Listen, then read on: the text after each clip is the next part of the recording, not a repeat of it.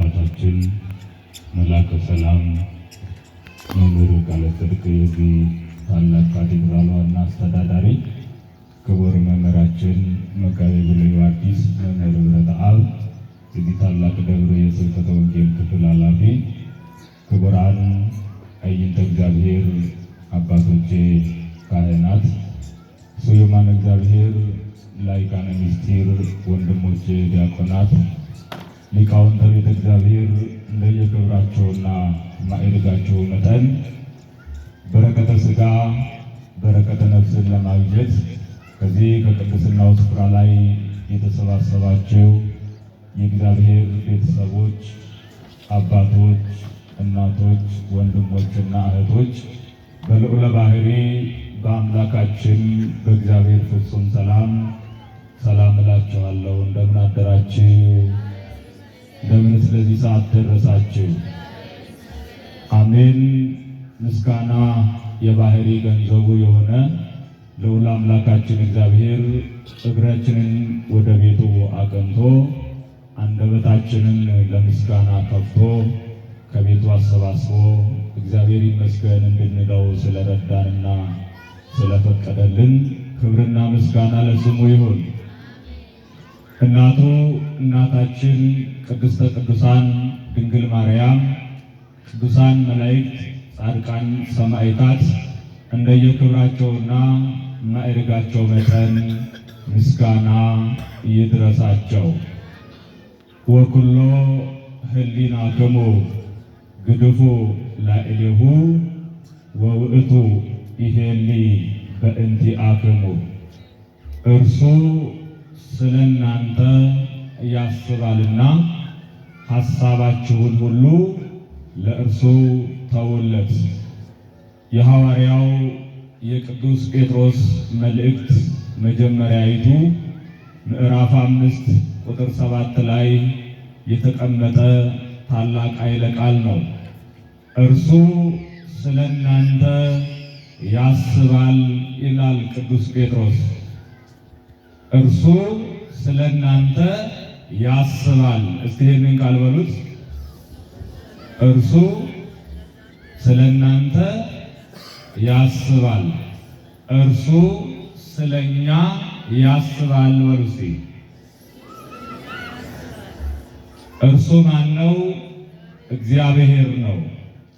ቅዱስ ጴጥሮስ እግዚአብሔር አስቦለት ያየ የእግዚአብሔርን ሐሳቢነት የተረዳ ከስሩ ቁጭ ብሎ የተማረ ከተርታ ቦታ ላይ ተጠርቶ ለሊቀ ሐዋርያነት የበቃ ከሐዋርያት መካከል ዘለግ ያለ ዕድሜ ያለው ታላቅና ገናና ፈጣን ትልቁ የሐዋርያት አለቃ ነው።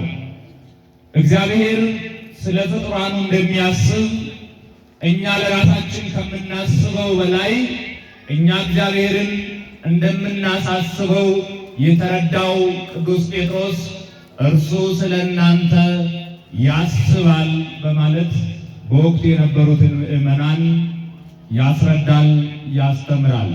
አሁን በእግዚአብሔር ማሰብና መጨነቅ ኖሮበት አይደለም። እግዚአብሔር ጥንቱን ዓለምን ወደዚህ ወደ መኖር ካለመታየት ወደ መታየት ሲያመጣው ለዓለም ምን እንደሚያስፈልገው አስቦና አቅዶ አዘጋጅቶ አብቅቷል። እኛ በሚገባንና በሚረዳን መልኩ እኛ ዕለት ዕለት እያሰብን ስለምንኖር እንደዛ እንድንረዳ እንጂ እግዚአብሔር በየቀኑ ስለኛ የሚጨነቁ ነው አይደለም። ማለት በእግዚአብሔር መጨነቅ የለበትም። ምን አጥቶ ይጨነቃል? ምን ያቅተኛል ብሎ ይጨነቃል? ምን አይሳካልኝም ብሎ እግዚአብሔር ሊጨነቅ ይችላል? ለምን? ሁሉ የእርሱ ስለሆነ። ለእግዚአብሔር ምድር በመልአ ይላል ቅዱስ ዳዊት። ምድር በመላዋ የእግዚአብሔር ናት። ሁሉ ነገሯ የእርሱ የሆነ እግዚአብሔር እንዴት ሊጨነቅ ይችላል? ነገር ግን እኛ በሚገባን መልኩ ቅዱስ ጴጥሮስ እርሱ ስለ እናንተ ያስባል፣ ይጨነቃል አለ። ከቃሉ ጋር ናችሁ? እግዚአብሔር ከሁላችን ጋር ይሁን። አምላከ ቅዱሳን እኛ ከምናስበው በላይ የሚያስብልን እግዚአብሔር እንዳለ ተረድተን ሐሳባችንን ለእርሱ እንድንተውለት ይርዳል። በዚህ ምዕራፍ ውስጥ ቅዱስ ጴጥሮስ የሚናገረውና የሚያስተምረው ስለዚህ ሐሳብ ብቻ አይደለም። ከመጀመሪያው ላይ ከቁጥር 1 ላይ አንስተን ስንመለከተው ለምእመናን እረኞች ወይም ደግሞ ለሕዝቡ ጠባቂዎች ያስተላለፈው ቃል አለ። እናንተ ከናንተ በታች ያሉትን በማስጨነቅና በግድ ሳይሆን አርአያና ምሳሌ በመሆን ግዟቸው ወይም ደግሞ አስተዳድሯቸው በማለት ተናግሯል። ስለነማን? በቤተ ክርስቲያን ላይ ስለተሾሙ የቤተ ክርስቲያን አባቶች፣ በሕዝብ ላይ ስለተሾሙ ባለስልጣናት እናንተ አለ ሕዝቡን እያስጨነቃችሁ ሳይሆን በእግዚአብሔር ፈቃድ በሰላማዊነት በትህትና በማስተማር አርአያ በመሆን ግዟቸው እያለ ከመጣ በኋላ ምን አለ? ከመአመ ይመጽእ እግዚአ ኖሎት ትንሥኡ አክሊለ ስብሐት ዘኢይጸመሂ። የእረኞች አለቃ ኢየሱስ ክርስቶስ በመጣ ጊዜ የማይጠወልገውን ሰማያዊውን አክሊል ትቀዳጁና ታገኙ ዘንድ በትህትና ግዟቸው እያለ ከመጣ በኋላ እናንተም ጎበዞች ሆይ ማለት ወጣቶች ሆይ ምእመናን ሆይ ከናንተ በላይ ላሉት በትህትና ተገዙላቸው ብሎ ደግሞ ወደኛ ይመጣል። እንዲህ እያለ ከመጣ በኋላ ቅዱስ ጴጥሮስ እግዚአብሔር አለ ራሳቸውን ከፍ ከፍ የሚያደርጉትን ዝቅ ያደርጋቸዋል፣ ያዋርዳቸዋል። ራሳቸውን ዝቅ የሚያደርጉትን ደግሞ እግዚአብሔር ከፍ ያደርጋቸዋል። ስለዚህ እናንተ ከናንተ በላይ በዕድሜም በእውቀትም በስልጣንም ላሉት ራሳቸውን ዝቅ አድርጋችሁ ተገዙ፣ ሁሉ ነገራችሁን ለእግዚአብሔር ስጡ እያለ ከመጣ በኋላ እርሱ ስለ እናንተ ያስባል። ስለዚህ ሐሳባችሁን ሁሉ ለእግዚአብሔር ተውለት። ጴጥሮስ መውደቅንም መነሳትንም ያየ ሰው ነው። ደስታንም ሐዘንንም ሁሉንም ነገር ያጣጣመ ሰው ነው። ቅዱስ ጳውሎስ እንደተናገረው ማለት ነው በቆላስይስ መልእክቱ ምዕራፍ 4 ቁጥር 10 ላይ እኔ ሁሉንም አይቼዋለሁ ይላል። እኔ ሁሉንም አይቼዋለሁ፣ መውደቁንም አይቻለሁ፣ መነሳቱንም አይቻለሁ፣ ደስታውንም አይቻለሁ፣ ሐዘኑንም አይቻለሁ። ቅዱስ ጳውሎስ ነው። ሁሉንም ግን የሚችለው ሁሉም በሚያስችለኝ ሁሉም በሚችለው በእግዚአብሔር ነው አለ። ሁሉም በሚያስችል ሁሉም በሚችል በእግዚአብሔር ሁሉን እንችለዋለን ብለው ያመኑ መውደቅንም መነሳትንም የተማሩ ናቸው ሐዋርያት። ከክርስቶስ እግር ስር ቁጭ ብለው የተማሩ ናቸው። ስለዚህ ቅዱስ ጴጥሮስ እኛ እናንተ ለራሳችሁ ከምታስቡት በላይ እግዚአብሔር ስለ እናንተ ያስባል። ስለዚህ እግዚአብሔር ስለ እናንተ ስለሚያስብ እናንተ ከመጨነቅ በላይ ሐሳባችሁን ለእግዚአብሔር አሳልፋችሁ ስጡት፣ ለእርሱ ተውለት። እናንተ በእርሱ ፈንታ የምትጨነቁ ከሆነማ እግዚአብሔር ምኑን አኖራችሁ? እየኖራችሁ ያላችሁት በራሳችሁ ነው ማለት ነዋ ብሎ ቅዱስ ጴጥሮስ ይናገራል። እና ሐሳባችንን በእግዚአብሔር ላይ መተው ያስፈልጋል። ጴጥሮስ ተጨንቆ አይቶታል። የሚገርማችሁ ነገር ቅዱስ ጴጥሮስ የተጠራው አሳ ከሚያጠምድበት ቦታ ላይ ነው። አንድ አሳ እያጠመደ በመረቡ የሚተዳደር መርከቡ ባሕር ላይ የሚሄድባት መርከቡ ብትሰበር ምንም ተስፋ የሌለው አንድ አሳ አጥማጅ ሰው ነበረ። ነገር ግን በሉቃስ ወንጌል ምዕራፍ 5 ላይ እንደምንመለከተው ከወንድሙ ከእንድርያስ ጋር አሳ እያጠመዱ በነበረበት ቦታ ላይ ከዕለታት በአንድ ቀን መድኃኒታችን ኢየሱስ ክርስቶስ ተገለጠ። አላወቁትም። አሳ ሲያጠምዱ ለማጥመድ ሲለፉ አደሩ። መላ ሌሊቱን እነ ቅዱስ ጴጥሮስ መላ ሌሊቱን እንዲሁ እየደጋገሙ ሲደክሙ አደሩና ሲነጋ አካባቢ እግዚአብሔር መጣ።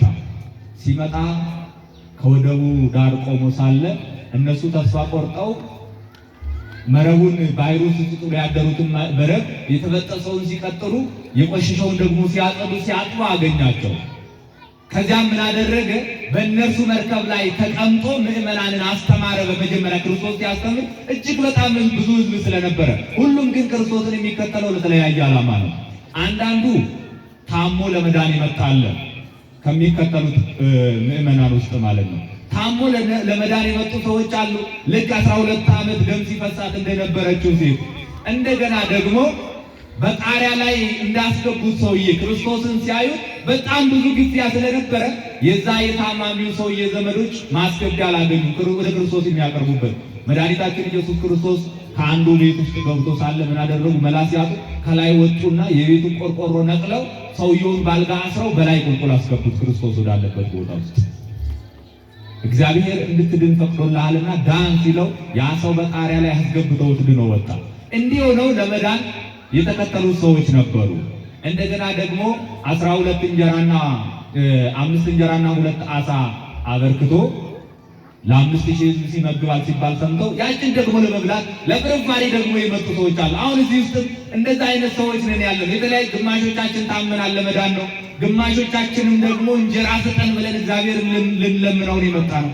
አንዳንዶቹም ደግሞ እንደ ዘኬዎስ ያሉት ወሬ ለማየት የሚጓዙ ነበሩ። ይሄ ዘኬዎስ የሚባለው ሰው አጭር ነው በጣም። ሉቃስ ወንጌል ምዕራፍ 19 ላይ ተመልከቱ።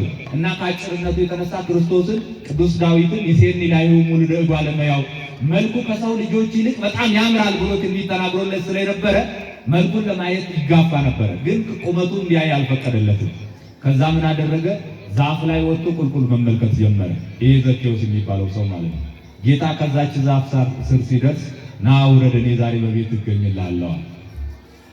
አሁን ለተለየ ዓላማ ወሬ ለማየት ይምጣ እንጂ ይሄ ሰው በምክንያት በረከት ለማግኘት በቃ። መድኃኒታችን ኢየሱስ ክርስቶስ ከቤቱ ገብቶ ተጋበዘ። ወሬ ለማየት መጥቶ የበለጠ በረከት አግኝቶ ተመለሰ ማለት ነው።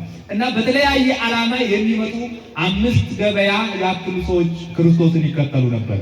አብዛኛው ግን ግብዝ ነው የሚባለው። ለቃሉ የሚከተል ሳይሆን የተለያየ ተአምራትን ለማየት ወሬ ለመመልከት ተርቦ ለመብላት የመጣ የራሱን ፍላጎት ለማሟላት ታሞ ለመዳን የመጣ እንጂ ለነፍስ የመጣው ጥቂት ነው የነበረው ከክርስቶስ ጋር ከነበሩት። እና ከዚህ የተነሳ ሕዝብ ይጋፋ ስለነበረ 2 መርከቦች ነበሩ በወንዙ ዳር። እነ ቅዱስ ጴጥሮስ አሳ ያጠምዱበት በነበረበት ቦታ ላይ ማለት ነው። ከሁለቱ በአንደኛው በጴጥሮስ መርከብ ላይ የተቀመጠና መርከቢቱን ግፋት አለው ወደ ባህሩ መካከል። ለምን እንዲያስተምር ሕዝቡ አይፈቅዱልም፣ ይጋፋሉ። ለመዳን የሚፈልገው ልብሱን ለመዳን ስለሚጋፋ ቃሉን አይሰሙም። ክርስቶስ በመርከብ ሆነና ባህሩ ውስጥ ሆኖ ሕዝቡ በባህሩ ዙሪያ ሆኖ መማር ጀመረ። አስተምሮ ሲያበቃ እነ ቅዱስ ጴጥሮስ ደክሟቸው ቁጭ ብለዋል። ሌሊቱን በሙሉ አሳ እናጠምዳለን ብለው አንድ አሳ ሳይዙ ነው ያደሩት። እና ምን አላቸው ክርስቶስ?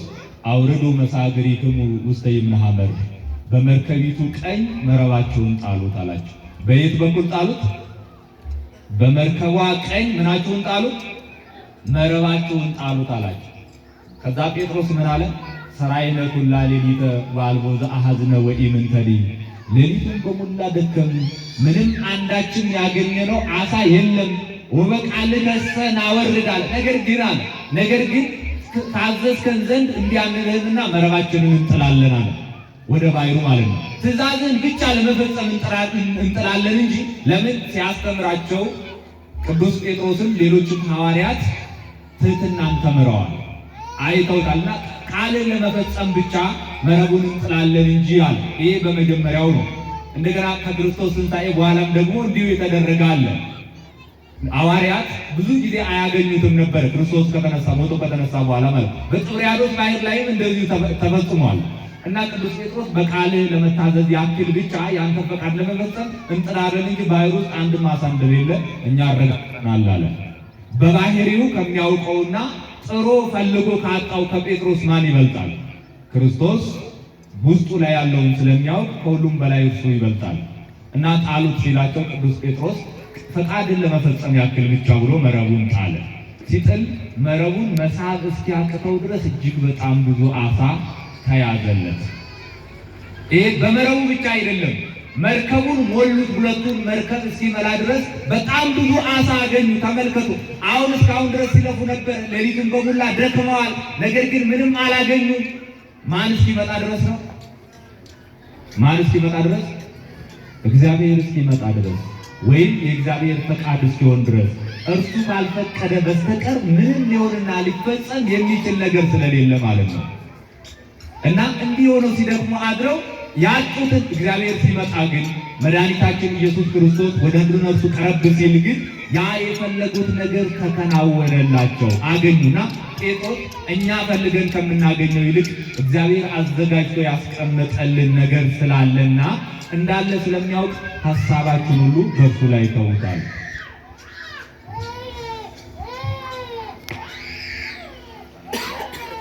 ላይ እግዚአብሔር ስለናንተ የሚያስበው ይበልጣልና ለእርሱ ሐሳባችሁን በሙላ አጠቃላችሁ ተውለት በማለት ተናገረ። ለምን አየዋ ደከመ፣ ሌሊቱን በሙላ ደከመ። እዚህ ባሕር ውስጥ ዓሣ የለም ብሎ አሰበ። ነገር ግን እርሱ ካሰበው በላይ እግዚአብሔር ያሰበው ስለበለጠበት እናንተ አትጨነቁ፣ ወኩሎ ህሊናክሙ ግንፉ ላዕሌሁ፣ ሐሳባችሁን ግን ለእግዚአብሔር አሳልፋችሁ ስጡት። ይሄ ማለት ግን ሰው ሳይሰራ ይኖር ማለት አይደለም። እየሰራ ግን ከአቅሙ በላይ የሆነ መጨነቅ እንዳይኖርበት ምን አለ? ከአቅሙ በላይ የሆነውን ነገር አትጨነቅ። እግዚአብሔር ጊዜው ሲመጣ ወይም የእግዚአብሔር ጊዜ ሲደርስ አንተ ያን የምትፈልገውን ነገር ታገኘዋለህ ለማለት ነው። አሁን እግዚአብሔር ለእነሱ የሚሰጥበት ጊዜ ስላልደረሰ እንጂ ባሕር ውስጥ ዓሣ ጠፍቶ አይደለም። ፈቃድ እግዚአብሔርን እንዲረዱ ነው። ከትንሣኤው በኋላ ባለው እንደው በጥብርያዶስ ባሕር ባለው በዮሐንስ ወንጌል ምዕራፍ 21 ላይ ያለው 3 ዓመት ከተማሩ በኋላ ነው። ገና ስላልጸኑ ይሄኛው እንኳን ገና በመጀመሪያው ነው። በሉቃስ ወንጌል ላይ ያለው ማለት ገና በመጀመሪያው ሐዋርያት ሳይጠሩ ከዚያ በኋላ ምን አላቸው? ቅዱስ ጴጥሮስ ሄዶ በጌታ እግር ስር ወድቆ እኔ ኃጢአተኛ ሰው ነኝና ይቅር በለኝ አለው ጌታ። አይዞህ ጴጥሮስ ተነስ፣ እስካሁን ዓሣ ታጠምድ ነበር፣ ከዚህ በኋላ ግን መረብህን ጣልና እኔን ተከተለኝ፣ ሰውን የምታጠምድ አደርግሃለሁ አለ። እሱ ብቻ አይደለም፣ የሁለቱ የዘብዴዎስ ልጆች ዮሐንስና ያዕቆብ ጨምሮ ክርስቶስን ተከተሉ።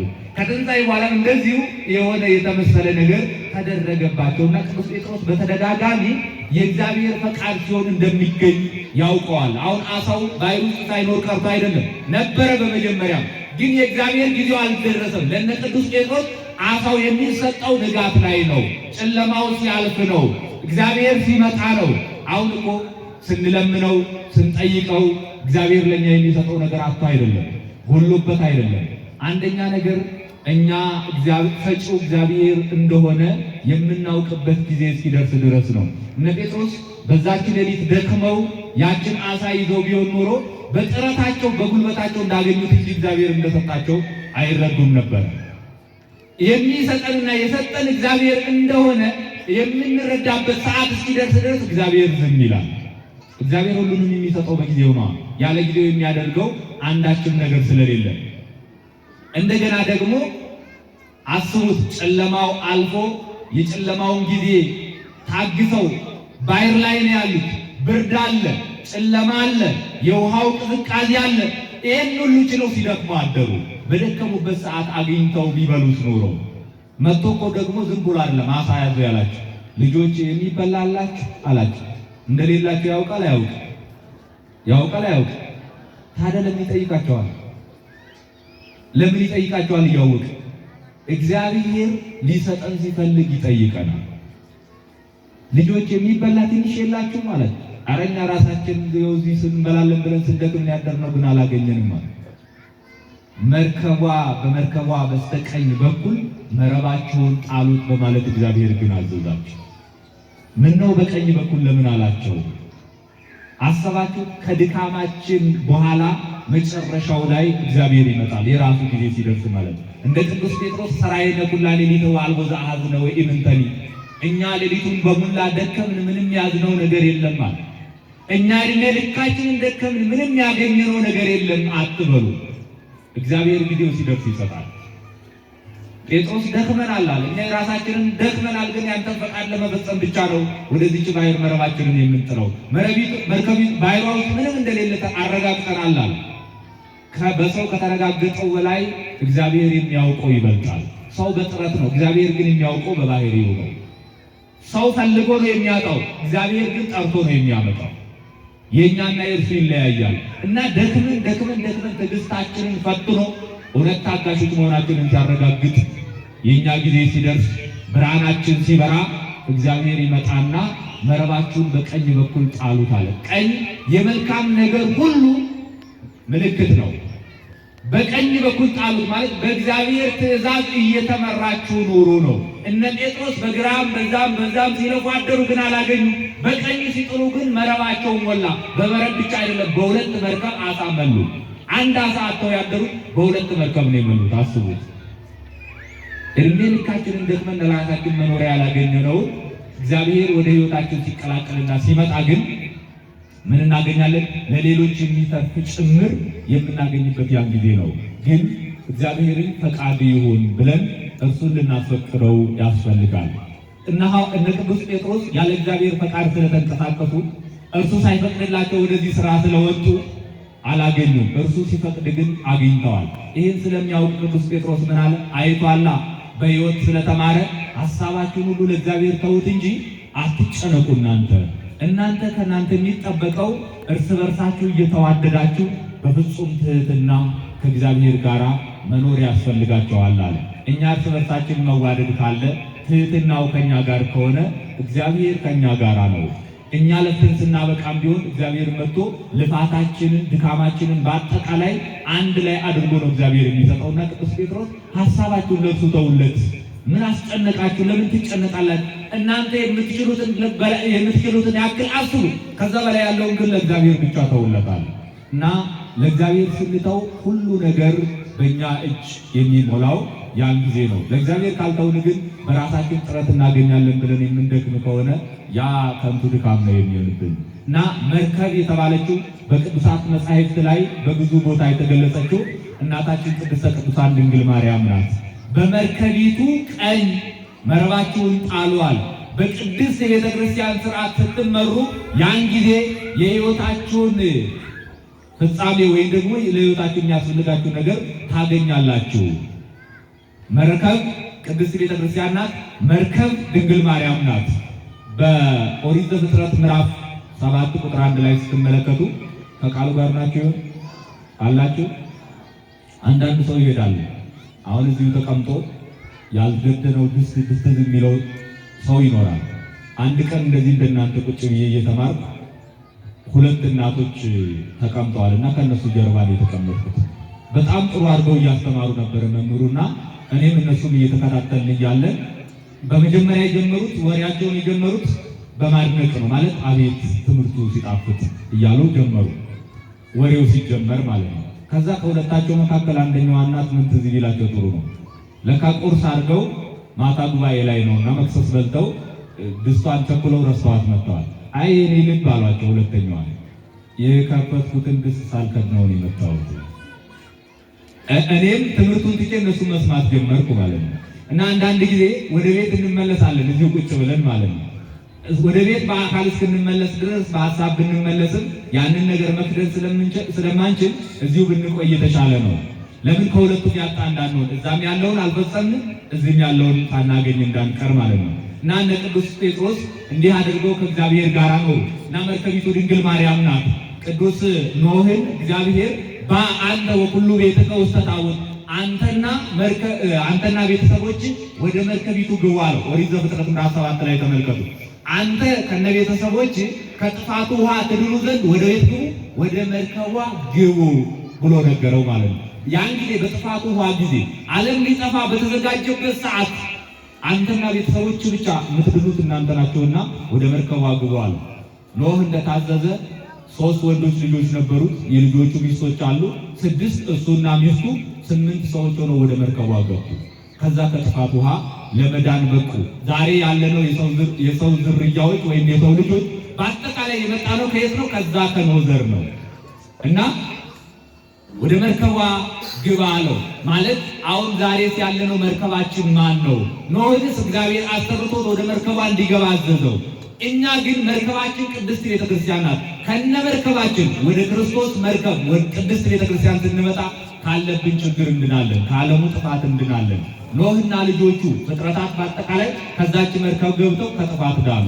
እኛም ወደ ቤተክርስቲያን መርከብነት ስንገባ ያን ጊዜ ከጥፋቱ ውሃ እንድናለን። መርከባችን ድንግል ማርያም ናት። ኖህ ከጥፋቱ ውሃ የተረፈባት ታቦት እንተ ኖህ እንተ ባቲ ድነ እምኩይ አይ ይላታል ቅዱስ አባ ሕርያቆስ በቅዳሴው ላይ። ኖህ ከጥፋቱ ውሃ የዳነባት የኖህ መርከቡ አንቺ ነሽ፣ የዛች መርከብ ምሳሌ ነሽ ነው። በኖህ መርከብ ምክንያት የሰው ልጅ ዘር እንደተረፈ በድንግል ማርያም ምክንያት ከጥፋት ውሃ ከሲኦል የአዳም ፍጥረት የአዳም ልጆች በአጠቃላይ የዳነው ከእርሷ በተወለደው በመድኃኒታችን በኢየሱስ ክርስቶስ በኩል ስለሆነ ምን አለ? የኖህ ታቦት ወይም የኖህ መርከብ አንቺ ነሽ። ኖህ ከጥፋት ውሃ የዳነባት ከጥፋት ውሃ የዳንባት ዛሬም እየመጣ ካለው ከዓለሙ ማዕበል የምንድንባት መርከባችን ድንግል ማርያም ናት። በመርከቢቱ ቀኝ መረባቸውን ጣሉት ማለት በቅድስት ቤተ ክርስቲያን ሕግና ስርዓት እየተመራችሁ ኑሩ። ያን ጊዜ ለሕይወታችሁ የሚያስፈልገው ነገር ይገኛል። በድንግል ማርያም ወላዲተ አምላክነት ማለት የአምላክ እናት ናት ብላችሁ ከእርሷ የተወለደው ክርስቶስ ቅዱስ ጳውሎስ እንደተናገረ ሮሜ መልእክቱ ምዕራፍ 9 ቁጥር 5 ላይ ወውእቱ አምላክ ቡሩክ ለዓለም ዓለም እርሱም ለዘላለም የተባረከ አምላክ ነው ይላል። ማንን? ኢየሱስ ክርስቶስን። እርሱ አምላክ ነው፣ እርሷ ወላዲተ አምላክ ነው ብለን ካመን ያን ጊዜ መረባችንን በቀኝ ጥለናል ማለት ነው። መረባችሁን በቀኝ ጣሉት ብሎ ሐዋርያትና ቅዱስ ጴጥሮስ የሚያሳስባችሁ ነገር አይኖርም። ለሐሳባችሁ ሁሉ ምን አድርጓል? በሐሳባችሁ ለእግዚአብሔር ስጡት። እናንተ የማትችሉትን ለእግዚአብሔር አደራ አሳልፋችሁ ስጡ። ቅዱስ ጳውሎስ ቅዱስ ዳዊት ክስት ለእግዚአብሔር ፍኖተከ ጎዳናህን ለእግዚአብሔር ገልጠህ ስጠው፣ ንገረው፣ እግዚአብሔር ግን ያከናውንልሃል እና በመርከቢቱ ቀኝ ማለት በቅድስት ቤተክርስቲያን ስርዓት በድንግል ማርያም አማላጅነት በቅዱሳን ተራዳይነት አምናችሁ ተጓዛችሁ እንደሆነ ያን ጊዜ ሐሳባችሁ ይሳካል አለ። በመርከቢቱ ቀኝ ማለት ያቺ መርከብ ብዙ አሳዎች ተጭረውባታል። ብዙ ሰዎች በውስጧ ገብተው ከባህሩ ከማዕበሉ ድነውባታል። ባህሩን ተሻግረዋል። ባህሩ ዓለም ነው። የሚገርማችሁ ይህ ዓለም ባህር ነው፣ ይናወጻል። አሳ አንበሪዎች አሉበት፣ የሚያናውጹት አሉበት። ነፋሳት አሉበት፣ ባህሩ እንዳይረጋ የሚያደርጉ ማለት እንደ ዮናስ ገብተው መርከቧን ሰላም የሚነሷ ሰዎች አሉ። የሚገርማችሁ ነገር ዮናስ የነበረባት መርከብ ነቢዩ ዮናስ እግዚአብሔር ወደ ነነዌ ሲልከው እምቢ ብሎ ወደ ሌላ ሄዳለሁ ብሎ ከአንድ መርከብ ተሳፍሮ ገብቶ መርከበኞች በሙላ ተናወጹ። እንዳለ የተሳፈሩት ሰዎች በማን ምክንያት? በአንድ በዮናስ ምክንያት ማለት ነው።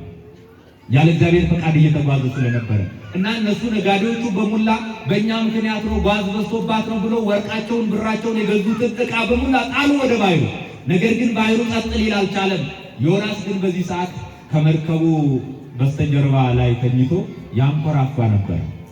መርከቧን ያናወጣት ሰዎች እያንኮራፉ ነው ሐሳባቸውን ጥለው። መርከቡ ውስጥ ያሉ ሰዎች ግን ተጨንቀዋል። እግዚአብሔር ሲመጣ ግን ባህሩን ጸጥ ያደርገዋል፣ መርከባችንን ትረጋጋለች። ግን ያመነ ሰዎች የዳኑት በመርከቧ ላይ ሆነው ነው። በመርከቧ በስተቀኝ ጣሩም በሕገ ወንጌል ኖሮ ነው።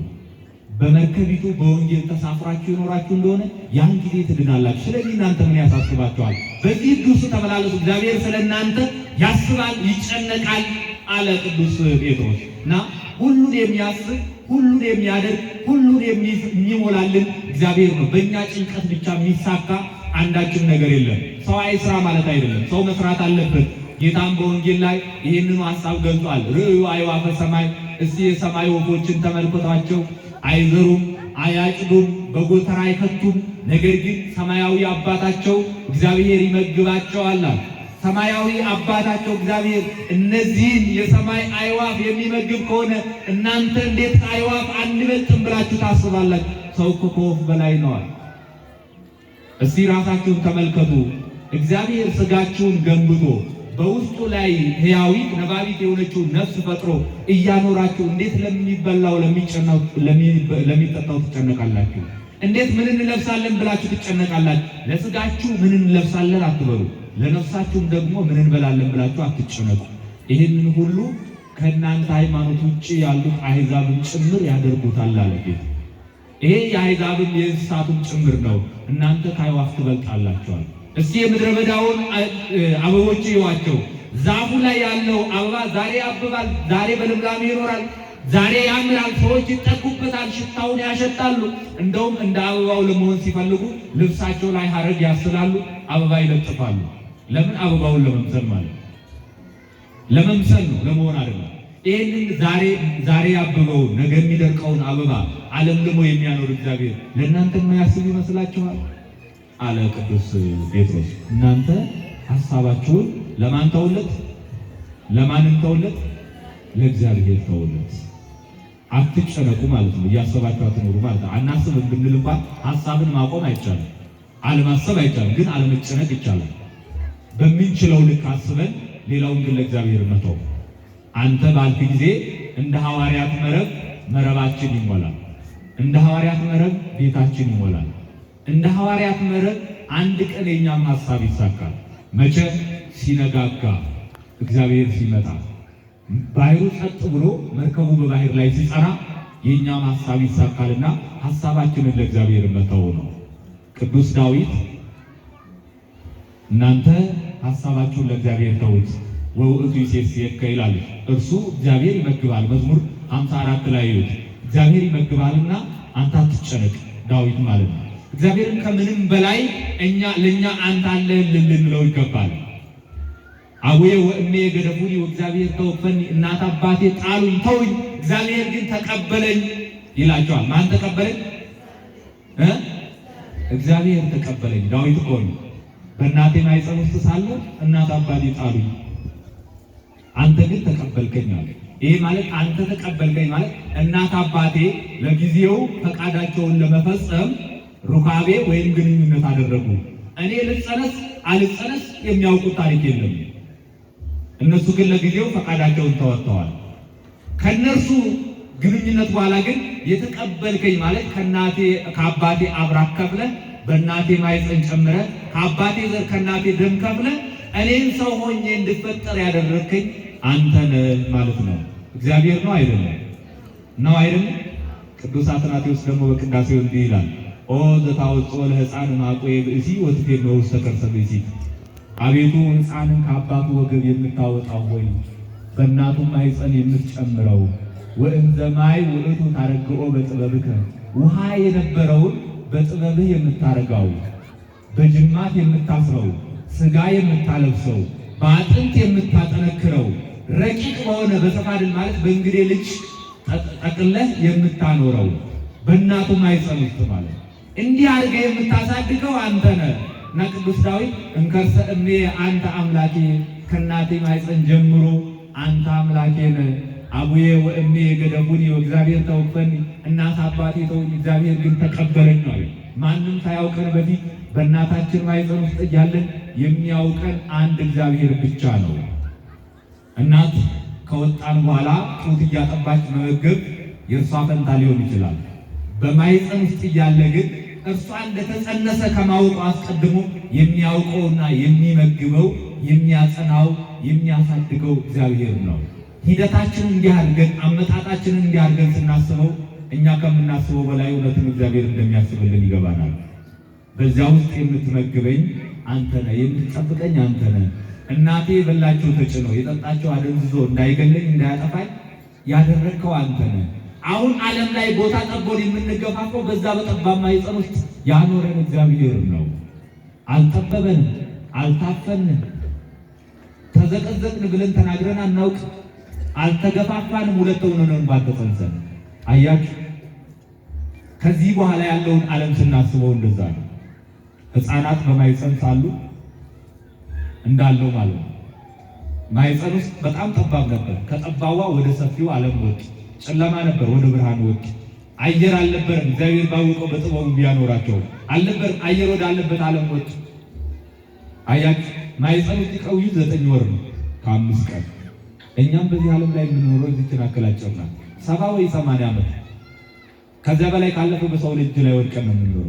ከዚህ በኋላ አልፈን ደግሞ ወደማያልፈው ዘላለማዊ ሕይወት እንደምንሻገር ብናስብ እግዚአብሔርን አናስቀይመውም ነበር። ሐሳባችን ለሱ እንሰጥ ነበር እና እናቴም አባቴም ተውኝ ጣሉኝ፣ እግዚአብሔር ግን ተቀበለኝ። እናት አባት የረሱትን የዘነጉትን የሚቀበለው እግዚአብሔር ነው። እና በማኅፀን ስላለው ሐሳብ ለመናገር ነው ቅዱስ ዳዊት እንዲህ ያለው። ሁለተኛ ደግሞ በአንድ ዘመን አንድ ንጉሥ ይታመማል። ንጉሥ ነው እና ሲታመም ባለመድኃኒቶች ነበሩ። ከሚበላው አብልቶ ከሚጠጣው አጠጥቶ የሚያኖራቸው አቃቢያነ ሥራይ ማለት መድኃኒት የሚያደርጉለት የሚያስታምሙ ሰዎች አሉ፣ እሱ በሚኖርበት አካባቢ ማለት ነው። እና ሲታመም እነዛም ባለመድኃኒቶች ጠርቶ መድኃኒት አድርጉልኝ ታምሜያለሁ አላቸው። ሲያዩ ሲመራመሩ ያንንም እንዲቀቡ ሰውየው ሊድን አልቻለም። እና አሁን ሲገለጽልን አሉት፣ አሁን ሲገለጽልን ሲታየን አንተ የምትድነው ለእናት ለአባቱ አንድ የሆነ ልጅ አስመጥተህ እናቱ ይዛው አባቱ አርዶት በሱ ደም ስትታጠብ ነው ብለው ነገሩት ለንጉሥ። አስባችሁታል? ለእናቱ አንድ የሆነ ልጅ ለአባቱም አንድ የሆነ ልጅ አምጥተው እናቱ ይዛ አባቱ ሊያርዱ፣ እሱ ግን በደሙ ታጥቦ ሊድን ይሆን ይመስላችኋል? አሉት። እነዛ ሰዎች ለምን ነው እንደዚያ? ስለጨነቃቸው ነው። አሁን አናውቅም አንተን የሚያድን መድኃኒት አላገኘንም ቢሉት እነሱ ሊያጠፋቸው ነው። እና ምን ልታደርጉልኝ ነው ይላቸዋል። እያኖራቸው ነው፣ እየመገባቸው ነው፣ ከሚበላው እያበላቸው፣ ከሚጠጣው እያጠጣቸው እያኖራቸው ነው። ስለዚህ ይሄ ሰው እረፍት ሰላም አይሰጣቸውም። አያገኝም መቼም ለእናቱ አንድ የሆነ ልጅ ከየት ያመጣል ብለው እንዲህ አሉት። እሱ አስፈለገና አስመጣ። አንድ በጣም ተቸግሮ የሚኖሩ ሰዎች ልጅ ተገኘ። ይሄ ልጅ በቃ ለዚህ ሰው የሚሽጠውና ሌላ ልጅ እንወልዳለን፣ እሱን በሸጥንበት ገንዘብ ደግሞ እኛም እንኖራለን፣ የሚቀጥለውንም ልጅ እናኖራለን አሉ። አሁን ቀጥሎ ልጅ ይምጣ አይምጣ ያውቃሉ? አያውቁም። ራስ ወዳድነት ነው። እና ይሄ ሕፃን ልጅ ቀረበ። እናቱ ይዛ አባቱን ያርደው። ያ ባለ ስልጣን ደግሞ በደሙ ታጥቦ ከበሽታው ሊድን ነው። እና ይሄ ብላቴና ምን አደረገ? አይኑን ወደ ሰማይ አቅንቶ ወደ ላይ ማየት ጀመረ። እና ያ ንጉሥ ቀረበና አየው። ወደ ላይ ሲያይ አንተ ምን ነው ወደ ላይ ታያለህ? ከቃሉ ጋር ናችሁ? አንተ ምን ነው ወደ ላይ ታያለህ? ለልጅ የሚያዝኑ የሚራሩ እናት አባት ነበሩ። እናት አባቴ አሳልፈው ላንተ ሰጡኝ። እናት ከእናት ከአባትም ካለፈ ደግሞ ቢጮሁለት የሚያድን ንጉሥ ነበረ። አንተም ንጉሡ ልታሳርደኝና በእኔ ደም ከደዌ ልትድን ተዘጋጅተሃል። ሁሉን ከሚያስብ ሁሉን ከሚያውቅ ከማያዳላው ከላይኛው ዳኛ እያመለከትኩ ነው አለ። በዚህ ሰዓት ንጉሡ አዘነና እኔ ብሞት ይሻለኛል፣ ልጁን ልቀቁት አላቸው። ልጁ ተፈታ። እውነትም እግዚአብሔር ፈረደ። ያ ሰውን መልአክ ከሰማይ ተልኮለት ዳሰሰው፣ ከበሽታው ዳነ። አያችሁ፣ እናት አባቴ አሳልፈው ሰጡኝ፣ እግዚአብሔር ግን ተቀበለኛል። ከሁሉም በላይ እኛን የሚቀበለንና የሚያኖረን እግዚአብሔር ነው። ልጁ ምንም ማድረግ አይችልም። ወደ ላይ ማመልከት ብቻ ነው በዚህ ሰዓት ያለው። ከአቅሙ በላይ ነው። ወደ እናቱ እንዳይጮህ ይዛ ልታሳርደው፣ ወደ አባቱ እንዳይጮህ ቢላ ይዞ ቀርቧል። ወደ ንጉሡ እንዳይጮህ ታሞ እሱ ከበሽታው ሊድን ነው። በእርሱ ደም ወደ ማን ይጮሃል? ወደ ላይኛው ብቻ ነው። ከአቅሙ በላይ የሆነ ሐሳብ ነው። ከአቅማችን በላይ የሆነውን ሐሳብ ወደ ላይኛው ዳኛ ማመልከት ያስፈልጋል። እና ቅዱስ ጴጥሮስ ሐሳባቸውን ለእግዚአብሔር ተውለታል። ትተንለት እናውቅ ይሆን? ወኩሎ ሊናከም ግዱፉ ላይልሁ ወውእቱ ይሄን በእንቲአከም፣ እርሱ ከእናንተ በላይ ስለ እናንተ ያስባል። ስለዚህ ሐሳባችሁን ለእግዚአብሔር ተውለት። ምን ነው ታዲያ እግዚአብሔር ስለኛ የሚያስብ ከሆነ ስንቸገር ስንጨነቅ እግዚአብሔር የለምን ብሎ የሚጠይቅ ሊኖር ይችላል። እግዚአብሔር ሰውን የሚያድንበት ጊዜው ሲደርስ እኛ ለኛ የሚያስፈልገንን ነገር ስንጠይቅ እኛ ለኛ የሚያስፈልገው ጊዜው እግዚአብሔር ሲደርስ አምጥቶ ይሰጠናል። አባ ጊዮርጊስ ዘጋስጫ እግዚአብሔር ለሰው ሁሉንም የሚሰጠው ለሚወደው ሰው የሚያስፈልገውን ነው የሚሰጠው ይላል። እግዚአብሔር ለሚወደው ሰው የሚለምነውን ሳይሆን የሚያስፈልገውን ነው። እኛ እኮ እንደ ልጆች ነን፣ እንደ ሕፃናት። ሕፃን ልጅ እሳቱን ልጨብጥ ብሎ ሊለምን ይችላል። እናቱ ግን እንደሚጎዳው ስለምታውቅ ይሄ ኮፋ ነው ያቃጥልሃል ትለዋለች። እግዚአብሔር እንደዚህ ነው። የሚጎዳንንም ልንጠይቅ እንችላለን። እግዚአብሔር ግን ጊዜው ሲደርስ የሚጠቅመንን ነገር ነው የሚሰጠው። እና አምላካችን እግዚአብሔር ሁላችንን ይርዳን። በድንግል ማርያም መርከብነት እንድንጠለል የአምላካችን እግዚአብሔር ቅዱስ ፈቃዱ ይሁንልን። በድንግል ማርያም ጥላ ስር ከለላ ስር እንድንኖር እግዚአብሔር ይርዳን። ለምን? የአምላክ እናት ናታ። ወደ ልጇ ስታመለክት ሁሉንም ይሰማናል። ዮሴፍን ተመልከቱ። በዚህ ወራት የስደት ጊዜ ነው። አባ ጊዮርጊስ ዘጋስጫ ወሶበ ወለደቶ ለሕፃን ተልእካ ከመገብር ዘያከብራ ከመግዝእት ይላል። ዮሴፍን ማለት ነው። እመቤታችን ሕፃኑን በወለደችው ጊዜ ዮሴፍ ምን አደረጋል? እንደ እመቤት እያከበራት እንደ ባሪያ ሆኖ ዝቅ ብሎ አገለግላት። ድንግል ማርያም ማለት ወአመሂ ወርዱ ውስተ ምድረ ግብፅ ተቀሌላቲ ዘይጸውር ሕፃነ ዘይወለደ፣ ወደ ግብፅ በተሰደደችበትን ጊዜ ያልወለደውን ሕፃን ብላቴና ተሸክሞ ተገዛላት። ያልወለደውን ልጅ ከሞት ለማስጣል ይዞ የሚሰደድ በበረሃ ማን ነው ከዮሴፍ በስተቀር? ያልወለደውን ልጅ ተሸክሞ አብሯት ተሰደዳል። በወለደችው ጊዜ እንደ ባሪያ ሆኖ አገለገላት፣ እንደ እመቤቱ አከብራት። ስትሰደድ ያልወለደውን ብላቴና ተሸክሞ አብሯት ተሰደደ።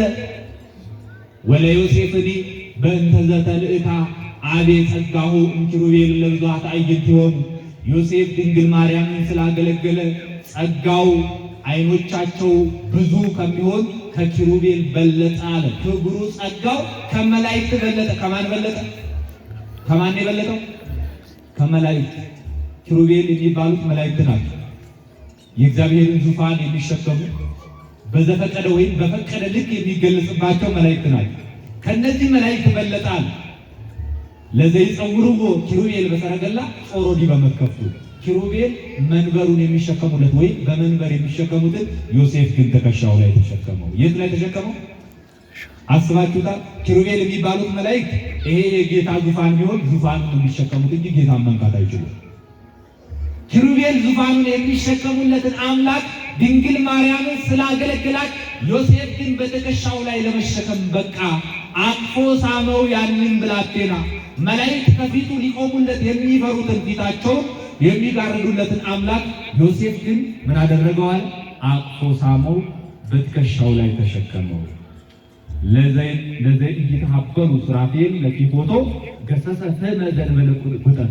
ሱራፌል የሚባሉት መላእክት ሊነኩት የማይተፋፈሩትን አምላክ ዮሴፍ ግን ዳሰሰው፣ እሳተ መለኮት እንዳሰሰዋል። እግዚአብሔርን ለመታቀፍ በቃ በስጋ ተገልጾ ማለት ነው። እግዚአብሔርን ለመሸከም በቃ። በመጀመሪያ ግን ማንን አገልግሎ ነው? ባደራ ከቤተ ክርስቲያን ከቤተ መቅደስ እንዲያገለግላት የተሰጠችውን ድንግል ማርያምን በፍጹም ትህትና ስላገለገለ ነው። በእድሜ ሲታይ እኮ ዮሴፍ ትልቅ አረጋዊ ሽማግሌ ሰው ነው። እመቤታችን ግን ገና የ15 ዓመት ብላቴና ልጅ ናት ብሎ አልናቀም። ከቤተ መቅደስ ባደራ ስለተሰጠችው ተቀበላት፣ አገለግላት። ስላገለግላት ግን ጸጋው ከመላእክት በለጠ። ለድንግል ማርያም ስትታዘዝ በጸጋ ላይ ጸጋ ይበዛል፣ ክብር ይጨመርልሃል፣ ከሁሉ እኩል በላይም ሆነ ትኖራለህ። አሁን ሰይጣን ሰዎችን በክብሯ እንዳይጠቀሙ እግዚአብሔር እንዳይረዳቸው ሲፈልግ መጀመሪያ እናቱ ድንግል ማርያምን በማስናቅ ይጀምራል። እነዚህ የመጨረሻ የሰይጣን ዙፋን የሆኑ ሰዎች ናቸው። እንዳይመስላችሁ ለጊዜው ሊሆን ሊታዩ ይችላሉ። ነገ ከነገ ወዲያ ግን እመቤታችንን ባቃለሉበት ልክ ሲቃለሉ እኛ ስለማናያቸው ነው እንጂ እመቀመቅ ነው የሚወርዱት። በእናቱ ቃልዳያው እንኳን ሰው እንኳን እግዚአብሔር ሰው ራሱ በእናቱ አይደራደርም።